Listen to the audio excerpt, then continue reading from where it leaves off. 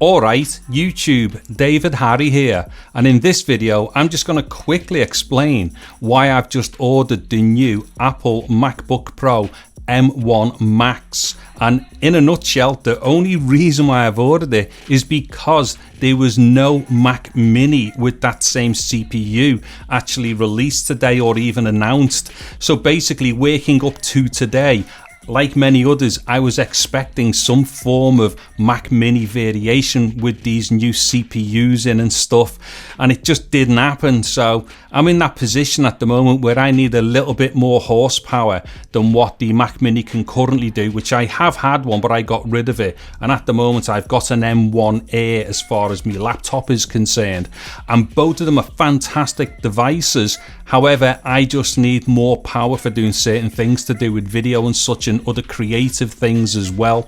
So yeah, I was hoping that we were going to see a Mac Mini, like I say, with what we now know to be either the M1 Pro or the M1 Max CPUs in them. But it just didn't happen.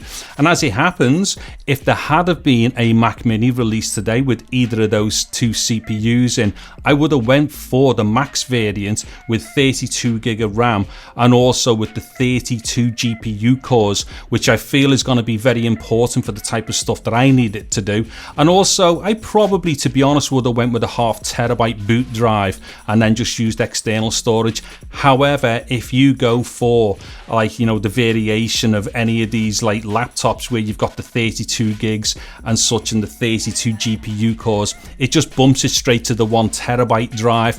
Now, if that had been available as a Mac Mini, sure, I would have been all over that all day long. Because if the truth be known, I'm not really a massive user of laptops. Laptops for me tend to get used mostly on a desktop, hence why the Mac Mini is such a perfect computer for my particular use. But it just isn't here yet with those CPUs and stuff in them. So unfortunately, I've had to go for another MacBook, but obviously this time the MacBook Pro M1 Max.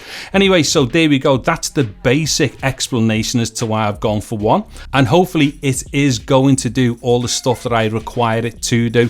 I mean, those basic specs and stuff definitely suggest it is going to do more than what I expect, to be honest. Anyways, if you're into this type of stuff and if you want to know more about that particular MacBook, keep an eye on my channel, possibly subscribe and get on the notification icon and stuff like that, because as soon as I get that through, I'm going to be pushing it through its paces with a lot of stuff, mostly to do with video editing and stuff like that, and various types of things to do with codecs and certain specific camera type files and stuff like that. So if that's the kind of thing you're into, keep an eye on that. Also, I will obviously be testing it out as well for gaming and stuff like that, for which I have another channel that I will be putting that stuff on. I will let people know more about that at the time of doing it. So there we go then, just a quick video to explain why I've just ordered one. And I'm really actually quite sad that Apple didn't release a Mac Mini. Oh, last thing as well, I just hope that they don't go and release a Mac Mini with those specs in the next couple of months. Otherwise, I will have jumped the gun in buying something that I wouldn't have bought if the Mac Mini had been available. Anyways, there we have it then, YouTube. I'm David Harry. Thank you very much for watching this video. Take care and goodbye now.